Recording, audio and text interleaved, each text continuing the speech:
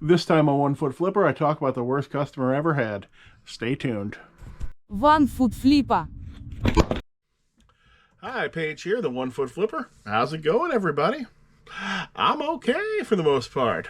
But today we're going to talk about who I might possibly think is the worst eBay customer I ever had. We're going to call him Jeff because that's his name.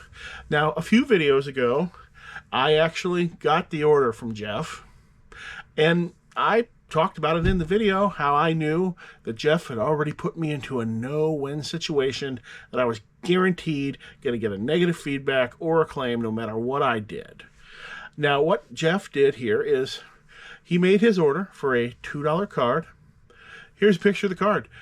It's actually a mint condition card that absolutely qualifies as mint condition. I didn't claim it as mint condition. I claimed no condition whatsoever on the card. But that's it. $2 item. And he orders this item with this note, as you see here. So you can see it says, "Please ship this with care. I expect to get the mint copy that's pictured in the listing, like you describe in the description, or I will return it. Thank you." That right there tells me that the person is a nightmare. And you look at their feedback, and there are multiple soft positives where sellers warn people against this person in their first page of positive feedbacks. And then their feedback left, no, not looking that great either. So what I do is I go and I look the card up and down. I send him this message. Hey, I looked the card over hard. It has a tiny surface imperfection, rear top center, photo attached. In the right corners exhibit the common microscopic fold up that would keep the card from grading a 10. Let me know if I should ship this out or cancel the order. Then I waited for a response. I did not send this out until the last possible day. Of course, they never responded. Now, they are a seller, which means that they most likely are actively checking their eBay messages, but they chose not to respond to this. Imagine, why would they choose not to respond to this? Well, unless their plan was to get the card for free in the first place. And eventually sent the card off, forgot about it, and they got the card. Didn't notice the feedback. They got it about 3 days ago. I didn't notice the negative feedback or the return request at first because I only look at my card account for a few minutes a day. I ship the cards out on it, and that's it. And today I actually noticed the return request and the negative feedback. Here's the negative feedback they left. Horrible service. First off, the seller advertised the item incorrectly by showing the card in bad lighting and not to show off all the surface scratches and true condition of the card. Note, this card was actually photographed with a document camera that's used in the card industry. The same document camera I've used to sell cards with costs up to $1,000 with no issues there. It's this $2 card that I am somehow using horrible lighting and bad photos on. And second, I messaged him about the true condition. I wasn't happy with the condition due to the fact it wasn't clearly described in the listing, and they are trying to force the card onto me. The only message I ever received from this person is the threat to return the card in the initial thing. However, I offered them every opportunity to cancel this order. I wanted them to cancel this order. Shady business, and I wouldn't recommend buying from this seller. I went ahead and left this reply. This order was placed with an angry message threatening a return from the very start. Buyer was given a photo of the only microscopic defect on the card before I shipped it. They refused to respond. I predicted this return and negative feedback on a video on my YouTube channel before I ever shipped the card. This, mind you, is all over a microscopic speck on the back of a $2 card that still qualifies as mint. Now, what's even more fun here is that this is not limited to me. They've really ramped up their bad behavior in recent days because I look at their feedback that they've left recently. In the last 3 days, they've left 10 feedback. Of that 10 feedback, they left 4 negatives, mine and several others, some of which were for people canceling their orders. You know why they're canceling their orders? Because sellers, he's sending these threats with his order, and they're looking at his feedback, and of course they're canceling his order. So I knew there was no way to avoid the negative, which is why I shipped the card out. And then he also left 2 positive that seemed to indicate that the seller likely refunded his money and let him keep the card. It said something along the lines of, oh, I guess I'll just put it in my trade binder then. And why is this happening? Looking at this person's store, they sell nothing but graded cards. Here, I'll put a picture of their store up here so you can see it. What this possibly human individual is doing is they're looking for cards that might grade a 10. Now, note, most cards directly out of a pack of cards are not capable of grading a 10. Most cards straight from the pack are 8, 9, possibly 7. Or, if you go back in the past, much worse than that. But when they get these cards, if they're not 10 material, then they're filing claims against them to either get their money back and probably they most likely want to both get their money back and keep the card, which is what most sellers will do when it's very cheap cards. Or, at the very least, they're getting to search out these 10s and then send them back for free when they aren't getting them there. And honestly, it's the worst sort of eBay customer, the worst sort of eBay seller I've ever encountered. And I've had people pull the switcheroo on me. I had a very abusive man just lose his mind over a $3 a camera filter adapter that would have cost $3 that I gladly offered to pay for, but instead he wanted $100 for that $3 filter and then waited till the last day to return the item. But this guy, I think he wins. Worst customer I have ever had. Do you have a worst customer? Tell me about it in the comments below. All right, why don't we do a few sales here? In this box is a pink softball bat that I've had for 1.5 years. It just sold for $5.22 plus ship. Not the best. However, I think that might have been my last bat. So, that'll be nice. Sold this Bear Sits in the Woods stamp, $3.58. 2 Michael Jackson albums. Thriller with the cover, Ben just the blank, not blank, but just a loose record, $14.80. Person messaged me to ask if the record played. There's a video of the record playing in the listing, but they messaged and asked, and I said, yes, it does. Let's hope that doesn't somehow come back to bite me. I sold a Pokemon store banner for $28 plus shipping. I took an offer on that. I gave them get the cheapest one on eBay, but I took an offer of about $3 off or so on it because I hadn't sold any of them yet. But I expect to sell a bunch of these as income tax returns come in over the next month or so, because this is an income tax return type of item, 100%. What else do we got here? I'll put it up on screen. I sold some vintage salt and pepper shakers there in box 10. Box 10 is the only box that's still upstairs. Sold for $5.80. Peter Pan sealed Disney VHS, $3.98. The Lost World for Sega Saturn, $11.97.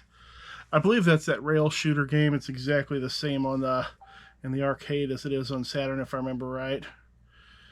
And you actually still see that in a few arcades because it was such a massive and large game and made enough money that it's still out there in some places. Sold a lot of 32 Punisher comics, $46.57. This came out of a long box of comics that I bought for $20 last year. I've probably 10x'd my money on that box. But when I bought the box, I wasn't really sure. I just saw it was Marvel and DC comics, so for the most part, so I was like, yep, I'll take that chance. Overall, I don't like comics as a category, but that box had lots of long runs in it. Sold these 2 Warhammer metal weapon platform, $18. Sold this little bitty Sesame Street Abby Cadabby plush, $2.81. You can tell this has been in my store for a long time, both because of the low pricing, because it's wrapped in plastic. I don't list $2 and $3 plush anymore. Just don't do it. That had just hung around a long time. Sold a Star Wars board game replacement piece. I'm not even going to put it on screen. It's in box 10, which is the upstairs box. $1.99. Sold a pair of 38-year-old stickers. Capcom Bowling arcade game side art. These go on the sides of the machine. Capcom Bowling, I believe, came out in 1986. And it's still a very common and popular game. It's just a very basic, straightforward arcade implementation of bowling. It doesn't have any weirdness to it or anything special. You can figure out how to play it immediately. It uses the trackball. I've owned several machines in the past. It's a pretty decent game to own.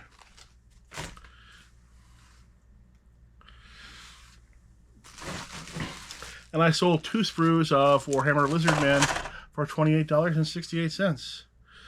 So, something I've noticed recently on YouTube videos, again, is this. Pickers blindly buying cards that go to collectible card games. That's your Magic cards, your Pokemon cards, your Yu-Gi-Oh cards. And I know they're blindly buying it, both because of the people that I'm actually big fans of. I know they know nothing about these cards, and because they don't even look at them. They just glance down at them and then negotiate on this box of mystery.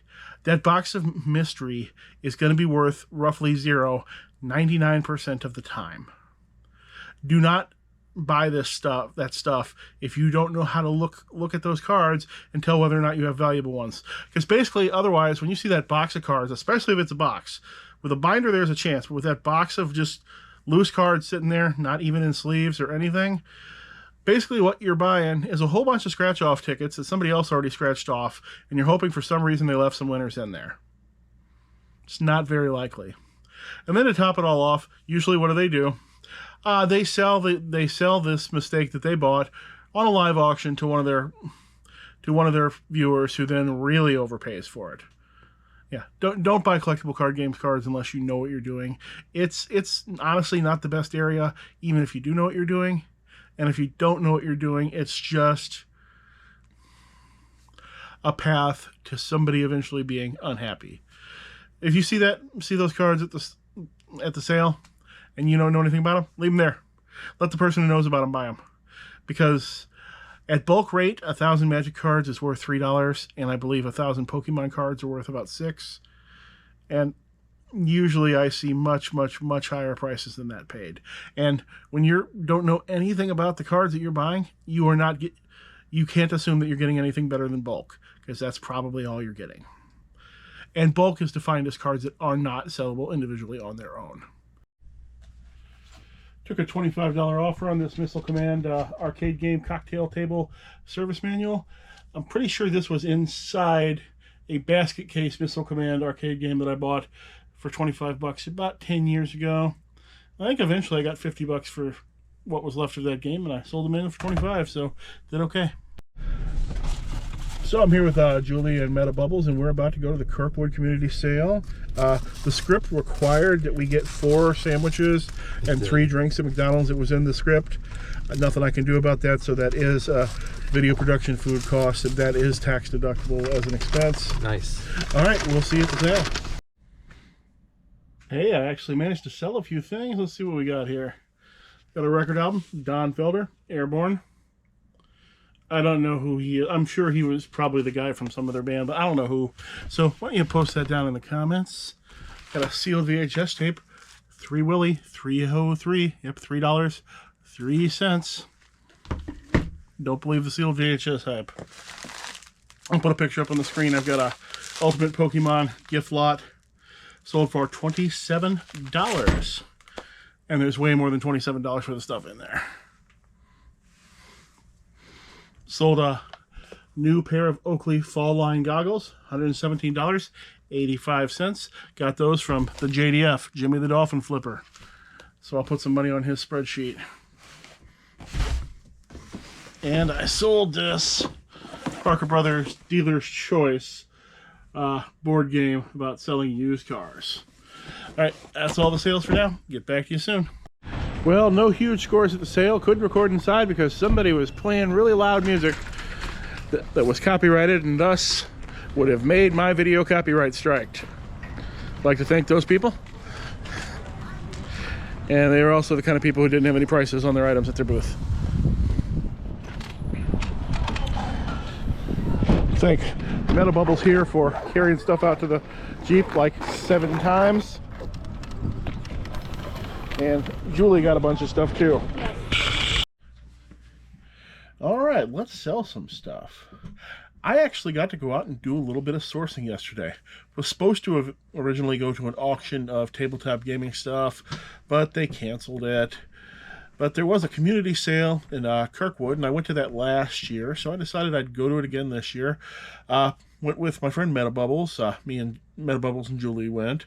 We were going to film the whole thing, but it kind of got wrecked because as soon as we got into the place, there was somebody one of the booths just was so special that they were blasting copyrighted music throughout, and it was loud enough where you could hear it throughout the entire indoor sale at every single booth. So I'd like to thank those people for ruining that for me and for everybody else who might not wanted to listen to AC/DC for hours.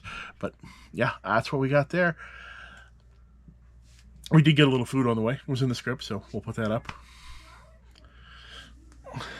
So I sold Mary Poppins for $7.50. I took an offer. I think I had $10.50 on it or something, but nobody had ever showed any interest, and I'll take $7.50.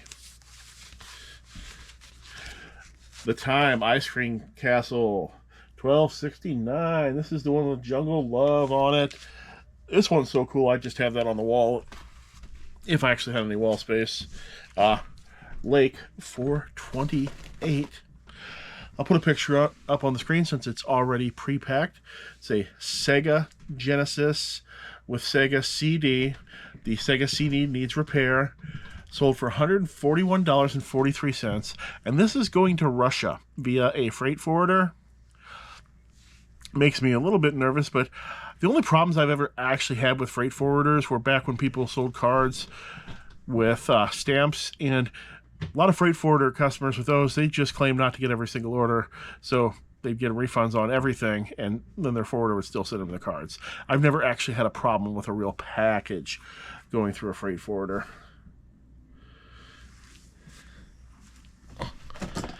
Got a Stan Musial bobblehead, $38.99. Not sure where this came from. This item is extremely common in the St. Louis area. I've had 10 of these in the last 4 years, so I don't remember where this one came from. To the same customer for a big total of $11.62. Plus shipping, I sold 3 deck boxes and a playmat with that graphic on it. I will likely lose money on the shipping on this because my lightweight items are designed to combine shipping and only charge $1 extra. And in this case, this is only 2 items, and I know these are on the heavy side to begin with, so that might force priority on it.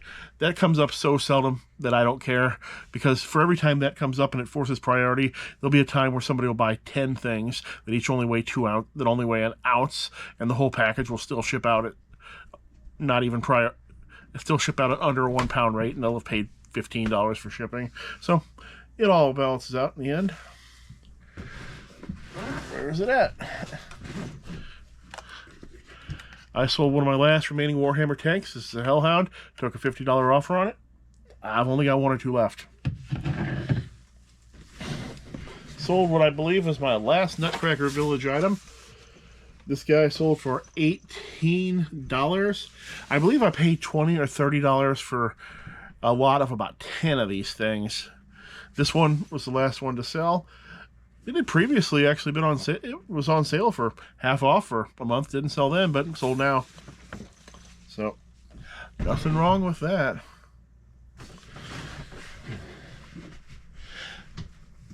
So earlier I was talking about that clopper who gave me a negative on a card that I knew it was...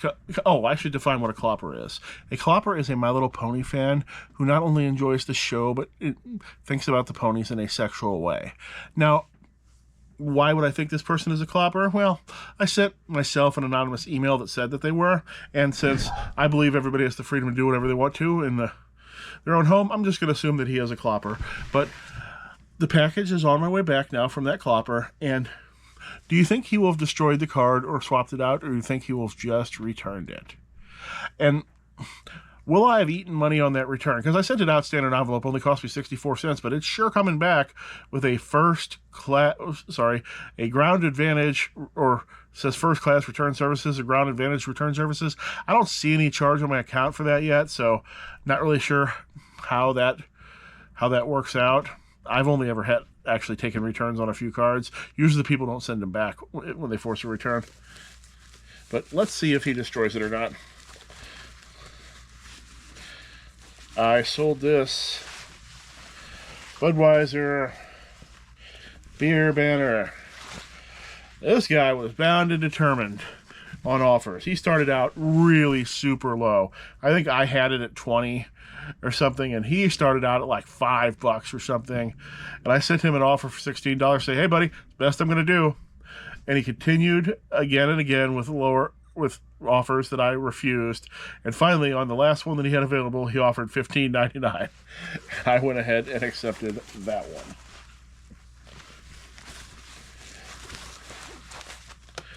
I sold this PlayStation Max Payne 2, just Max Payne. Sorry, for the PS2, $8.91. So retro games like that, specifically early 3D ones, early 3D has aged horribly. Are people really going to want to play those games in the future? I'm just wondering. Early 3D has aged so much worse than two-dimensional games aged. Specifically, like the Super Nintendo and Genesis era of two-dimensional games. Those games are still beautiful today. And the NES ones don't look that bad. Stuff like Max Payne, though, runs at about 20 frames per second and looks terrible. And we were only all amazed by it because 3D was brand new at the time. Just wondering in the future, especially as generations change and people who never played this stuff in the first place would be the person collecting it, will they even care? $60 for a bag of metal Warhammer Swooping Hawks with an X-Arc. $60.95. I will put a picture of this up on the screen because it's already in a box. It's a Cricut Expressions Teal Electronic Art Cutting Machine. $76.20. I got this from Metabubble, so there will be some money on his spreadsheet tonight. Alrighty, that is all the sales I've got for this session. Might be the last session of the video. If it is, hey, thanks for watching, and I hope to see you again soon.